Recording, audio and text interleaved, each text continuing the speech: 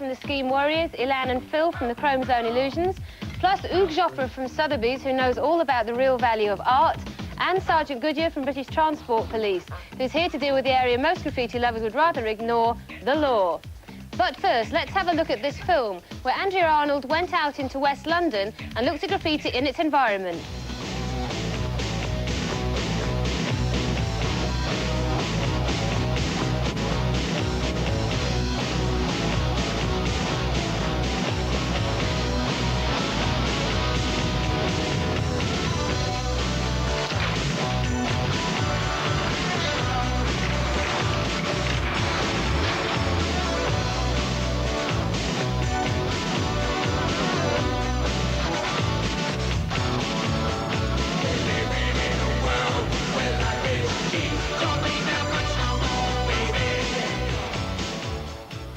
This is the heart of the inner city. It's actually London, but it could be a lot of other places.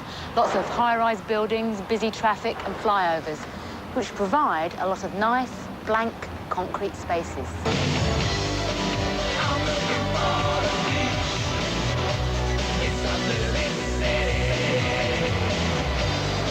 A boy caught painting graffiti on the tube train died as he ran over high-voltage railway tracks, trying to escape police.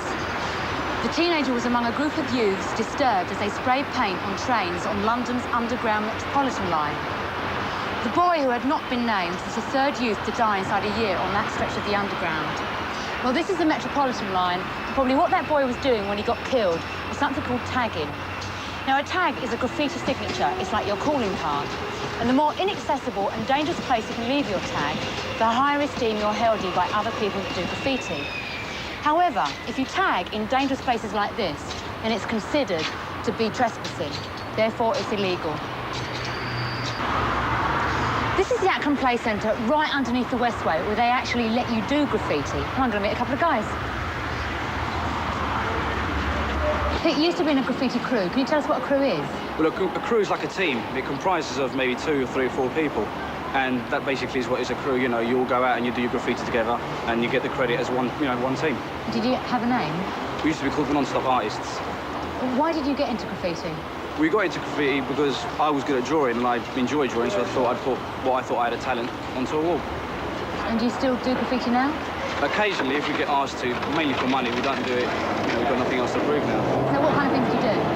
Well, at this moment, we're doing some record covers, we've done a few concerts for television, and just basically publicity, just graffiti, just to sell merchandise.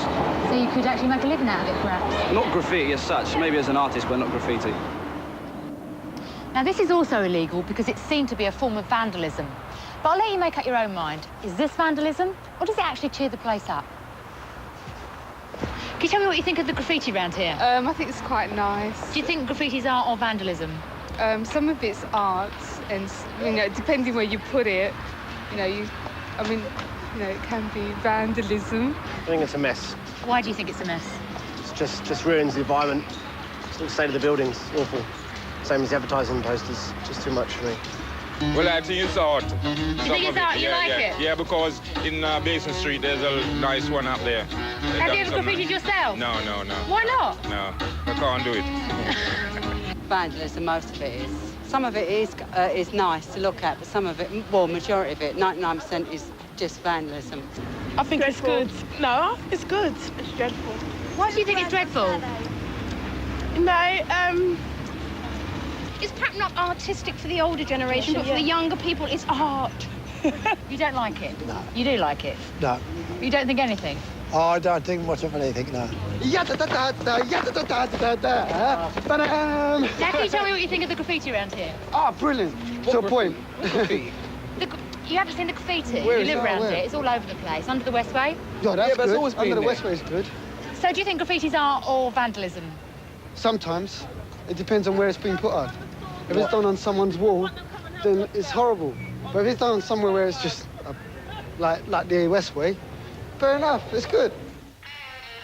Right, crew members, artists or vandals? Phil? It depends on what context you put it in. Like I say, it depends on where it's done. Why do your crew do your graffiti? Well, we've got a derelict place in Brighton and Hove where we do it on and off. they get moved onto sites and just find basically anywhere to So do. you find sort of places that look pretty bad, for example. Yeah, and we just find somewhere that's basically a wreck and we just make it look beautiful as far as we're concerned. Would you ever graffiti on someone's private property, for example? No way. There's a certain set of like morals. We keep to. Yeah. I mean, we set ourselves our own morals to go by. I mean, we wouldn't So the crews do have got it their on own someone codes. else's. Yeah. We wouldn't do it on someone else's property because we wouldn't like it to be done to ours. True. Fair enough. What about you two at the back? Well, I think, generally speaking, I think, it's both art and vandalism sort of thing. Yeah. So you do admit, I mean, a lot of graffiti artists will go out there and just use any wall. Yeah. Yeah? Sure. What about from the point of view of the law, Sergeant Goodyear? Is there any difference between brightening up a derelict place and doing it on private property or transport? Well, I think the first thing to remember is if graffiti is committed on any property, if it's done without permission, lawful authority, then it is an offence under the Criminal Damage Act. So in the eyes of the law, it doesn't make any difference whether it's Doesn't good, bad or ugly graffiti? It doesn't make any difference. I'd like to remind everyone that is in a view of going out to commit some graffiti that if they are caught, then they are liable to prosecution, and if prosecuted and convicted, they will end up with a criminal record. Right, but is danger part of the thrill for graffiti kids? Well, for taggers, which go out bombing the underground, Yeah. it's a big thrill, and for artists who actually do murals, it's a big thrill to them because they want to put their art up and they want to be seen. They want to be seen by the public, not just doing it in a garage where it won't be seen or something. So Okay. What about a compromise solution? I mean, say a city council put aside space for graffiti artists. Would it work, do you think? Yeah, I think to a certain extent it would work. You'd always get the people that just really don't know what they're doing and just abuse it and give it a bad name, as with everything else.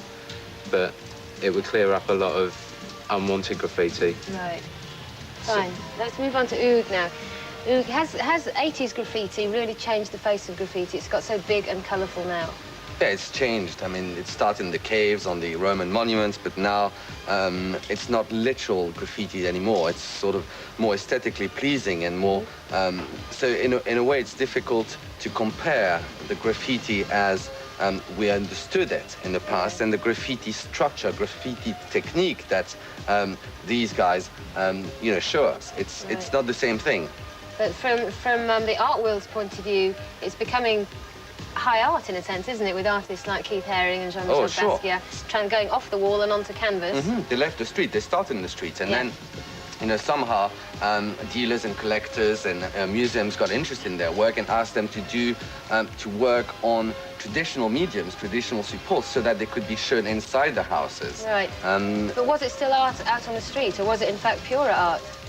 I think it probably was purer art in the street with this sort of freedom and the tradition of graffiti. We just, go out and say or write or paint what you think. Right. When you're asked to do it for a sort of more aesthetic reason, it has to go through the various stages to be then classified as art. And I think it's very difficult at the moment to say, well, Basquiat and Haring are artists. These guys maybe are not, just because they're not sold. Do you see yourselves going into high art? I mean, would you move to canvas? Yeah, I mean, I'm working in canvas a bit at foundation course in Brighton.